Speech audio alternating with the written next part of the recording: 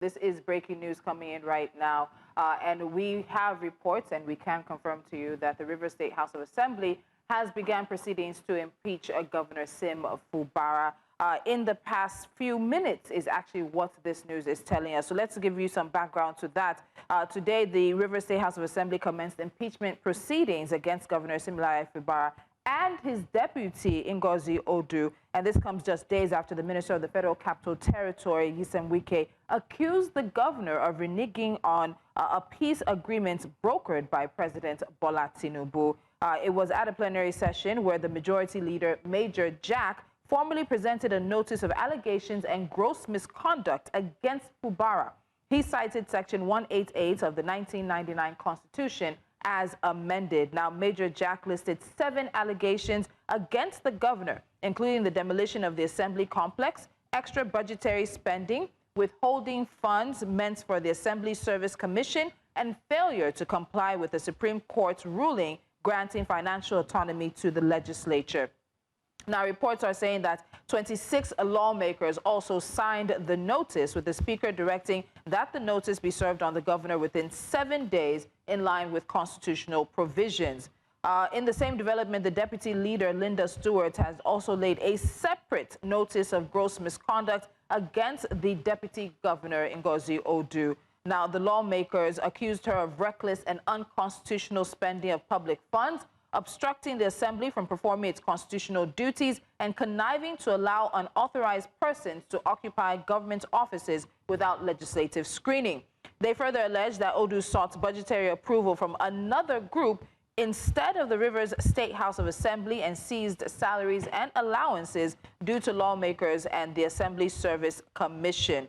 Now, we can remember again that this impeachment move is coming barely a week after the FCT Minister and the former governor of Rivers State, Nyesom Wike, came back and publicly alleged that Governor Fubara had failed to honor an agreement reached during a closed-door meeting convened by the president at the presidential villa in June of 2025 to resolve the state's prolonged political crisis. Speaking during a visit to Thai local government area in December, just before we crossed over into the new year, Wike said the details of the agreements would soon be made public, and warned that his supporters were prepared to confront the governor politically if the alleged breach persisted. Now, the impeachment move also unfolded at a time that former Governor Nyesom Wike, and now FCT Minister, is physically present in Rivers State amid renewed political mobilization by his supporters, and weeks after Fubara defected from the People's Democratic Party, PDP, to the ruling All Progressives Congress in what appeared to be an effort to stabilize his administration. So that is what we know so far, and this is, of course, breaking news coming in from Rivers State. We are going to go to one of our guests right now. We've been able to call on constitutional lawyer Laboris Oshoma to join us and look at the developments that are happening. Laboris, good morning. We are barely days into the new year. We had former Governor Wike and now FCT Minister Nyesom Wike speaking on December the 31st. 8 days later, it's looking like impeachment moves against the governor. Just a quick look at your initial response or your initial thoughts as you heard the news this morning. Yeah, thank you. My initial response was that, yes, now that long agreement is finally here. So I knew that this was coming. I knew that Wike was not just in Rivers State for nothing. I knew that the campaign that Wike had consistently, embarked upon was not just for campaign for election, but it was a sensitization for what is to come. So I just said, alas, finally, when this was first started, the House of Assembly was demolished. And then there was a long period of long-drawn battles, sought out. And then there was an interregnum where you had the sole administrator in the state. And then thereafter, the governor was reinstated, and there was seemingly peace. A lot of people knew then that that peace was a piece of the graveyard.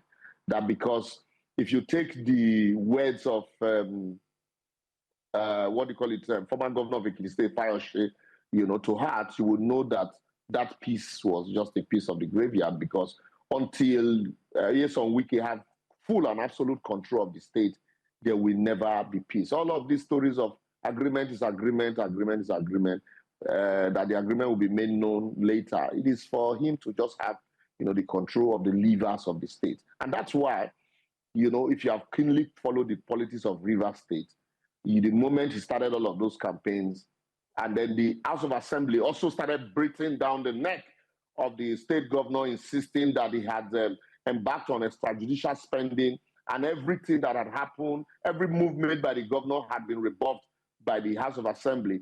That reminded me of what happened with the Kaduna State House of Assembly in 1983, between the House of Assembly dominated by the MPN and the governor, Balarabe Musa, who was in PRP. So every move made by Balarabe Musa then was rebuffed by the House of Assembly until they finally impeached him. So my first reaction was, finally, it is here, that big masquerade that we have been waiting for. But the big masquerade is just a kickstarting the initial process. This process ordinarily would run for like about 5 months or so, thereabout. If you put the 14 days, another 14 days, 3 months, then another 14 days together, you probably arrive at, maybe just 5 months. But let me ask you, because I'll get into the allegations in just a moment, but let me quickly ask you about this process. Given all the tension that we've seen in Rivers State lately and how this has now been the opening salvo into the new year, do you really think that if the Rivers State House of Assembly goes forward with this impeachment process, that it's going to take 5 months? There's a feeling, I think many people would believe, that this is going to be a process that is going to see a lot of speed. There are constitutional time allocated. There are constitutional time allocated for doing this act. Take, for example, the panel of 7 is to act within 3 months. If for this allegation, except you have a situation where, if you have situations where, the chief judge and the entire House of Assembly members and everybody had, are in sync as to what should happen. So in some cases like that, you find out that even the panel of 7 will just be a rubber stamp, where even the report of the panel had been written. So most times you see the panel submit a report within 1 week. But that of Fubara, from what we gathered before now, you find out that even the chief judge consistently had not been on the side of Wike. And that's what had sustained Fubara up to this time. Even, you remember, just immediately before the interregnum, which was the declaration of a state of emergency, there were also attempts to, initiate this process. And what we hear from the grapevine was that the chief judge was nowhere to be found, and that Wike as governor went to hide Siminalayi Fubara away from the EFCC's searchlight. Siminalayi Fubara also is docking the chief judge somewhere. So if that process, if the chief judge truly, what they say, the chief judge truly, certainly he's going to appoint people of credible integrity who are not partisan, who will look at the matter dispassionately, and that certainly will take time. For the process now, for the kickstarting of the process, the letter is supposed to be served within 14 days, and within that 14 days, whether the governor respond to those allegations or not, the House shall, through a voice vote, agreed, take by motion, whether the matter should be debated, whether the matter should be investigated. And if they resolve that the matter be investigated, then the governor shall write to the chief judge of the state to constitute a panel of 7. And which the chief judge also shall do within 14 days. He has about 14 days to do that. And that panel shall sit for 3 months. Within 3 months shall turn in a report. And if the panel now comes with a report that no infraction has been committed, then that becomes the end of the matter. It can no longer be debated further. But that panel will also hear both sides, doctrine of audio utterance pattern, hear from the those who are alleging and those the defense. But if the panel return a verdict that infractions have been committed, then the House will now debate that report, and by a vote of not less than 2/3 majority of the members adopt that report, then the governor and the deputy governor stands impeached. But if we look at the meat, the kernel of all of the allegations, like you said, we don't want to go into that yet, but certainly the governor will have his defense team ready. If you look at the kernel of these allegations, some of them rest squarely, like autonomy for local government. Funds are supposed to be released directly to local government. That has nothing to do with the governor. The demolition of the State House of Assembly, even though a lot of fingers pointed at the governor, but a panel of inquiry had not turned in a report that to actually put his responsibility and the demolition or the bomb blast that happened there at the doorstep of the governor. Means also has his own issues. And then the budget presentation before now to the House, 3 members of the House. At that time, the Supreme Court had ruled subsequently to say that was executive rascality taken too far. So all of these issues are issues that happened before that, declaration of emergency. So resurrecting those issues now, really, I do not think it is, cannot really, if you look at by stretch of imagination, be sustained presently, haven't been overtaken by events. So it is just all Wike trying to do all the House of Assembly members trying to do the bidding of Wike. Okay, another thing is, another thing is, if you impeach the governor and the deputy governor who act in their stead for a period of 3 months, it is the speaker. So are people not also going to say the speaker is desperately wanting to sit on the seat of the governor, even though he was not elected as the governor? So these are the issues that will come up in the days to come. And it's interesting you bring up the speaker as well, because there are a number of issues, again, in recent times. We're having the back and forth with Wike and the APC National Secretary, and we're also, so it's just right now looking like a very messy situation. But I want us to take a look at how things went down in the Rivers State House of Assembly and how that impeachment notice was brought into the House. So let's take a look at what went down just a few minutes ago. FCT Minister and the governor. It is the governor and the Constitution. The governor is a threat to our democracy. It is better we all resign and leave the governor and those he wants to use to defraud Rivers people. We cannot continue to allow this to happen. We sit here, elected people, and we cannot follow, we cannot enforce the Constitution. Then why are we here? Why are we sitting here? Why were we elected? For how long are we going to allow this to happen?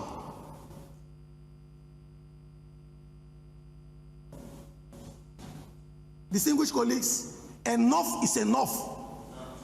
If they want us to forget the legislature, we leave the legislature. Let only the governor and the deputy governor spend as they like and eat our money and do as they like. Why were we elected? Why do we have the legislature? Why can't we be allowed to do our job?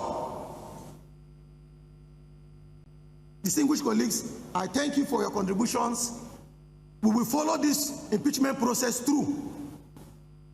The Supreme Court has confirmed that the governor has committed offenses against the Constitution. Let the law take its course. The law has to take its course. Mr. President, we thank Mr. President. He's a father. Mr. President has done his best. Mr. President has spoken to the governor. In my presence, Mr. President told the governor, I'm giving you a second chance. The governor refused. He gave him another one. The governor refused. How many times will Mr. President call us? Distinguished colleagues, I thank you for your contributions. Prayers have been properly canvassed by members. Those in favor of the prayers of this motion should indicate by saying ayes. Aye. Again, say nay. The ayes have it. Distinguished colleagues, by this motion, this House hereby condemns the refusal of the governor of Rivers State, Sir Siminalayi Fubara, GSSRS, with support from the Deputy Governor, Professor Ngozi Odoo, DSSRS, to present the medium-term expenditure framework, MTEF, and 2026 appropriation bill in line with the Rivers State Fiscal Responsibility Law 2010 and the Constitution, respectively, as well as the reckless spending from the Consolidated Revenue Fund of Rivers State. 2, this House is declaring that the House will not proceed with any action for presentation of the medium-term expenditure framework, MTEF, and appropriation bill 2026 until the investigation of gross misconduct leveled against the governor and deputy governor are concluded. Distinguished colleagues, these are the prayers. Thank you so much. Clerk, do we have any other thing on the other paper? Mr. Speaker, the order of the day has been exhausted. Leader. Honorable Speaker, very revered colleagues, Mr. Speaker, I rise to move that this House stands adjourned to 15th day of January 2025 at 10 a.m. I so move.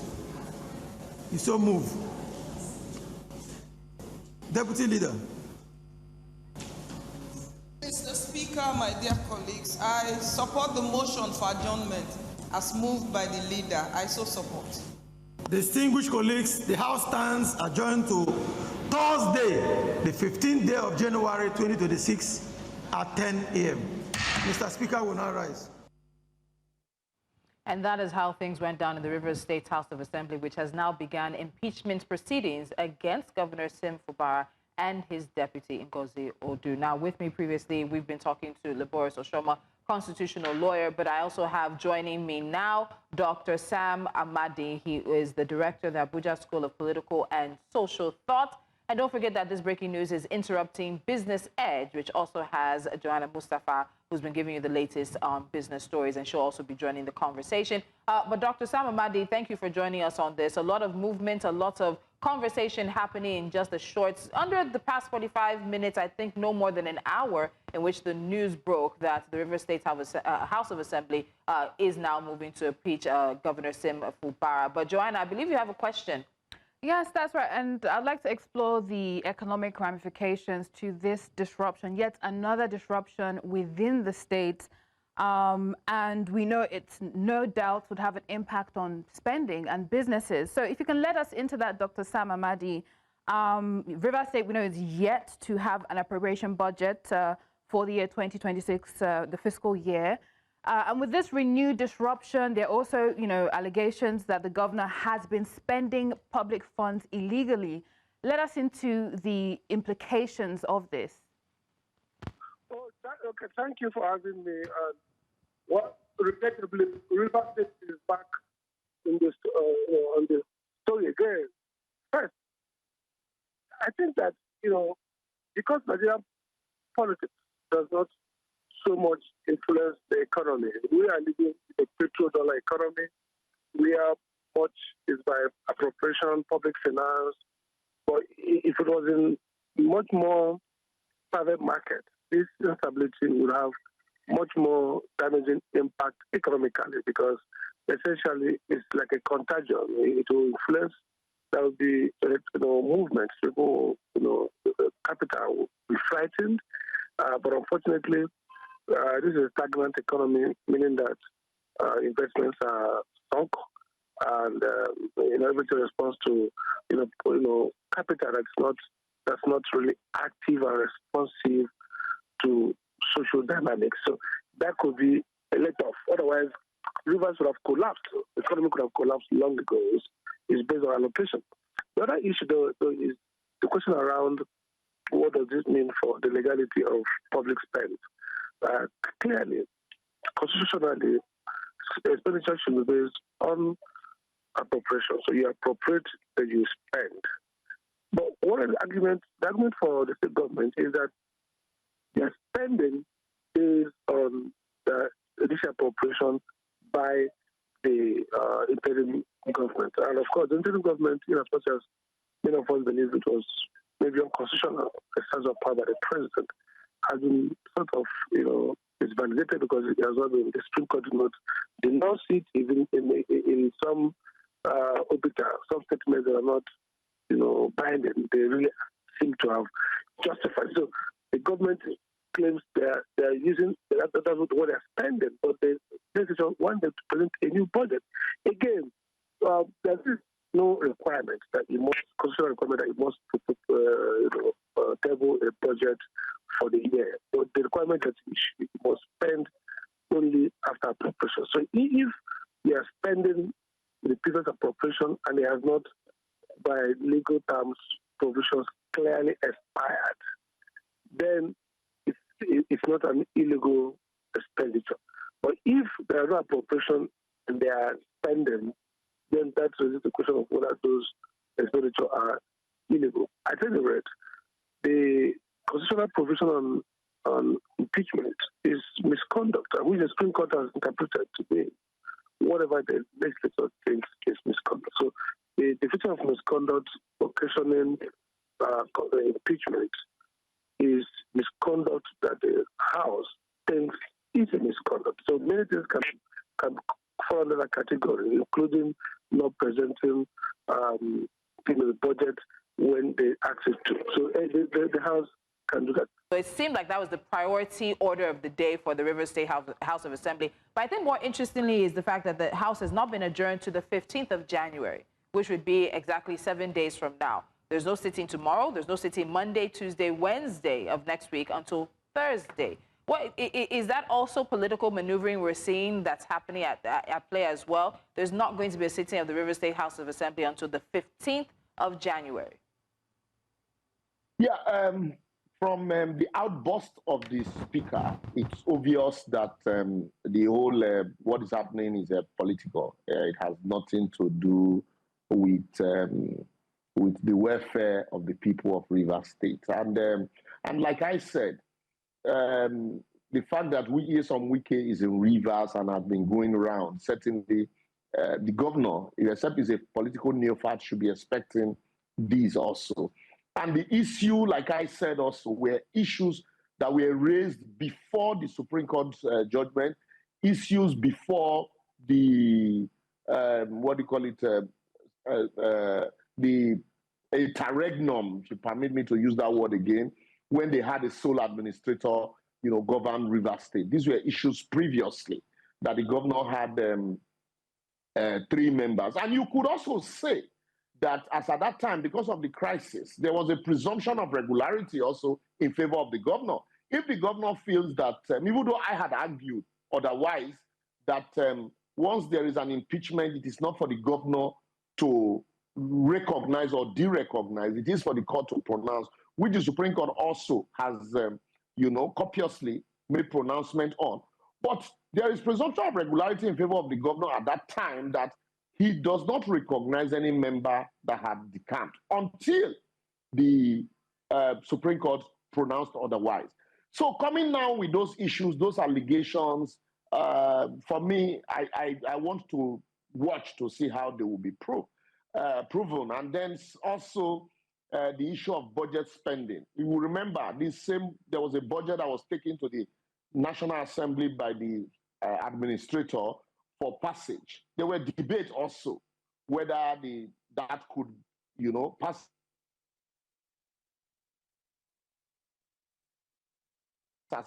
So certainly at that time there were a whole lot, but the budget was passed. If, like Dr. Sam Amadi had said, if the funds that is being spent by the governor were expenses from that budget that was passed by the National Assembly, then certainly you could say that this all just a smokescreen. But if it is the fact that those expenses have, been consumed, that now under the new year, that the governor is spending, extra-budgetary allocations without, budget approval, it's a different ballgame altogether. And then the question you would also ask now is that the House of Assembly, were they actually ready to accept a budget from a governor that they have been hostile to? But all of this will pan out in the days to come. And lastly, like I said, if you also notice what he said, that they will not accept any expenditure framework until this allegation of gross misconduct is investigated. Probably he's referring to the panel of 7 to be constituted by the chief judge. And so what that means is that, an attempt to tie the hands of this chief judge, that until you constitute a panel to investigate this allegation, we will not take anything that is coming from the governor. So it is, I think the speaker also gave himself away, with all of those, with that kind of outburst. He should have been more diplomatic with his utterances and, manage the less emotional with his utterances. I think it was too emotional. It made it look as if, yes, we are all out to impeach the governor and we must do that. If we don't do it, then nothing will move forward. And that's I don't think that as a speaker, who would benefit from the impeachment if he says true, I don't think he should, that emotion should have been the emotion should have been properly managed. All right. Thank you so much, Lebor Sosoroma, constitutional lawyer, Dr. Sam Amadi as well, director of the Abuja School of Political and Social Thought. Breaking news we've brought to you in the past few minutes that the Rivers State House of Assembly has begun impeachment moves against Governor Siminalayi Fubara as well as his deputy. 7 allegations were listed against him by the majority leader, Major Jack, and of course the Speaker of the House has moved that the notice be sent to the governor within 7 days. So a lot of things that will be developing in the next few minutes.